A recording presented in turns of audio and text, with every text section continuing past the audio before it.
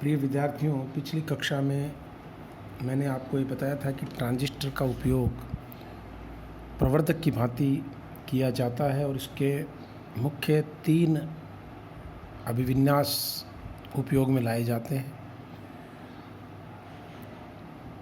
उभयनिष्ठ आधार अभिविन्यास, उभयनिष्ठ उत्सर्जक अभिविन्यास और उभयनिष्ठ संग्राहक अभिविन्यास।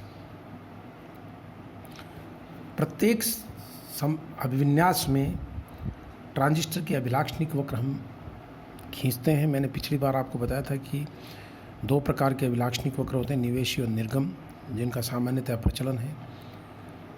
हालांकि उसके अलावा एक आंतरण अभिलाक्षणिक वक्र भी होता है, जिसका जिक्र मैं आगे करूँगा। निवेशी अभिलाक्षणिक वक्र में अगर आप ध्यान से देखें तो निर्गम वोल्टता को नियत रखकर निवेशी वोल्टता के सापेक्ष निवेशी धारा के परिवर्तन को दर्शाने वाले वक्र ही निवेशी अभिलाक्षणिक वक्र कहलाते हैं। ये प्रत्येक अभिविन्यास में परिभाषा लागू रहेगी कि आप किसी भी अभिविन्यास में जो निर्गम वोल्टता है उसको नियत रखकर निवेशी वोल्टता को बदलिए और उसके संगत निवेशी धारा का आपस में परिवर्तन देखिए और उनके मध्य जो वक्र खींचा जाएगा वही निवेशी अभिलाक्षणिक वक्र होगा। मैं आपको पहले उभयनिष्ठ आधार अभिविन्यास पे लिए चलता हूँ।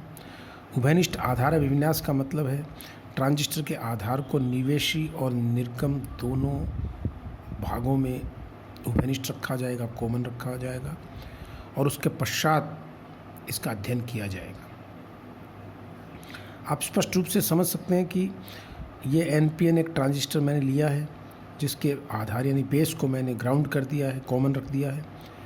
इसके सापेक्ष एमीटर को धनात्मक रखेंगे तो ये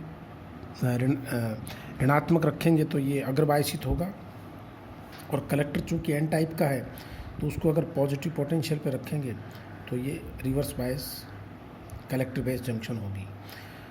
उत्सर्जक आधार संधि अग्रबायसित है और संग्राहक आधार संधि पश्चबायसित है।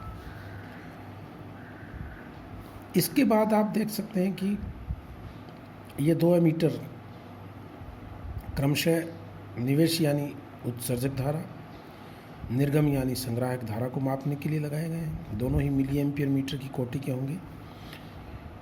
यहाँ जो सप्लाई है इनपुट की उसको नापने के लिए VEB वोल्ट मापी या विभव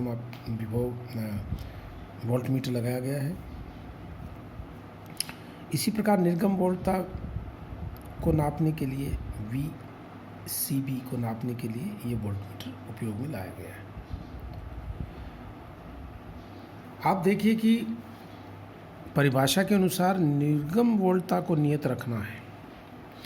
अब जरा थोड़ा सा अगर हम समझने का प्रयास करें, मान लो मैंने VCB को 0 कर दिया, निर्गम वोल्टता को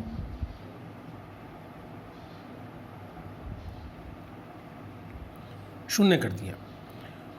0 करते ही इस कलेक्टर और बेस के बीच की संधि पर कोई बायस नहीं होगी, तो ट्रांजिस्टर एक सामान्य अग्रबायसित PN जंक्शन की तरह व्यवहार करेगा।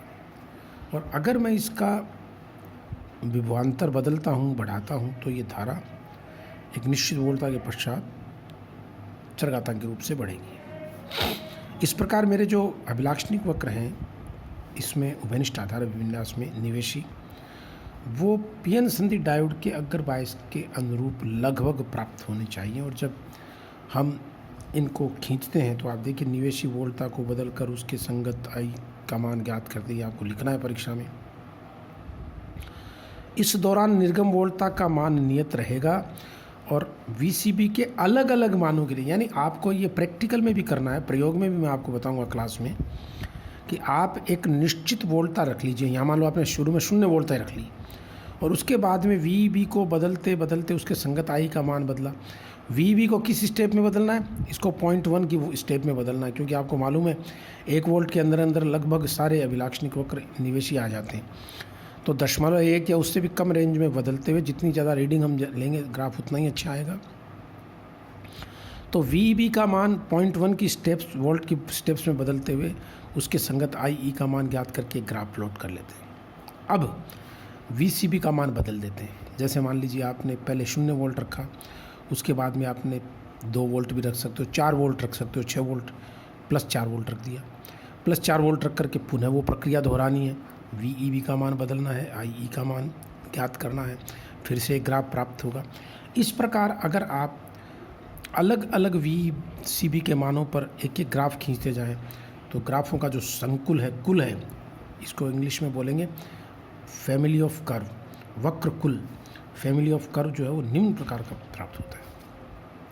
मोस्ट इंटरेस्टिंग एस्पेक्ट ये है कि ये ग्राफ लगभग एक ही वोल्टेज से शुरू होते हैं। इसका मतलब इसको हमने कट इन वोल्टेज बोलते हैं, थ्रेशोल्ड वोल्टेज कह दीजिए जंक्शन का, जिसके बाद धारा का मान बढ़ना प्रारंभ होता है। इस ग्राफ से जो महत्वपूर्ण जानकारी मिलती है वो निवेशी प्रतिरोध के बारे में जानकारी मिलती है कि ट्रांजिस्टर का निवेशी प्रतिरोध क्या है। ट्रांजिस्टर का निवेशी प्रतिरोध इन किसी भी ग्राफ के दो, जैसे मैं कहूँगा VCB बराबर 0 पे 2 बिंदु लेकर के delta VEB upon delta IB का मान ही निवेशी प्रतिरोध है। मैंने अगले पेज पर भी आपको लिखा है, ये देखिए। ये निवेशी अभिलाक्षणिक संधि डायोड के अगर अभिलाक्षणिक के जैसे हैं और ट्रांजिस्टर का निवेशी प्रतिरोध परिभाषित होता है। अगर मैं यही काम उभयनिष्ठ उत्सर्जक अभिविन्यास में करूँ प्रिय छात्र छात्राओं, तो आप देख सकते हैं कि बहुत सरल सा आप कंपैरिजन कर सकते हैं। यहाँ मैंने आधार को कॉमन रखा है, आप देखिए, और यहाँ ये देखिए, और यहाँ मैंने एमीटर को यानी उत्सर्जक को कॉमन रखा है। अदरवाइज सारी चीज़ें वही रहेंगी।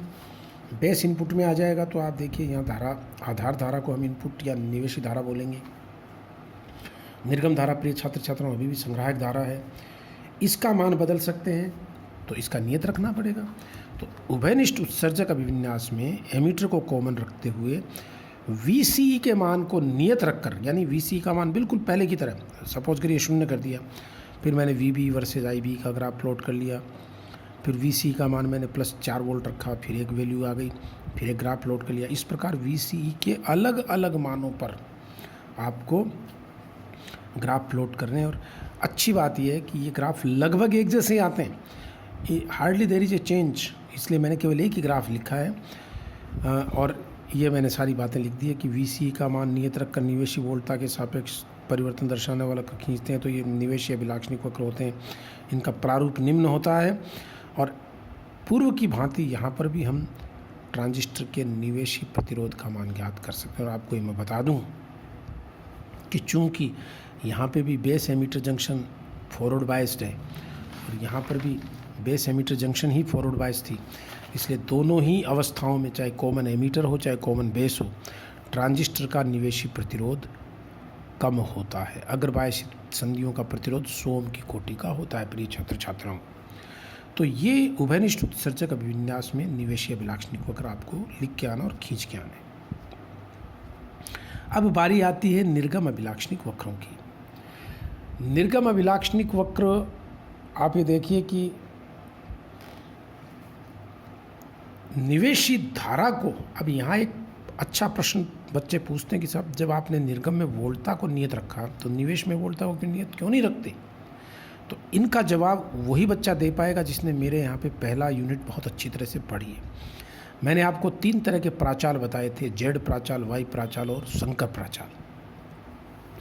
ट्रांजिस्टर का उपयोग जिस क्षेत्र में किया जाता है, खासकर प्रवर्धन और स्विचिंग के क्षेत्र में, तो उसमें संकर प्राचालों का उपयोग अत्यधिक प्रभावी होता है। और संकर प्राचालों के उपयोग में निवेशी अभिलाक्षणिक वक्र तो मैंने बता दिया वैसे होते हैं, और निर्गम अभिलाक्षणिक वक्र के लिए निवेशी धारा को फलन माना गया, उसको नियत मान करके, क्योंकि आपको याद होगा V2 was a function of I1 and V1 was a function of I1 and V2 like that, और I2 was a function of I1 and V2। तो प्रिय छात्र छात्राओं, निवेशी धारा के नियत मान पर हम निर्गम वोल्टता का परिवर्तन देखेंगे और उसके संगत निर्गम धारा का मान प्राप्त करेंगे। ये हमारे निर्गम अभिलाक्षणिक वक्र होंगे जो मैं आपको अगले वीडियो में समझाने जा रहा हूँ। Thank you.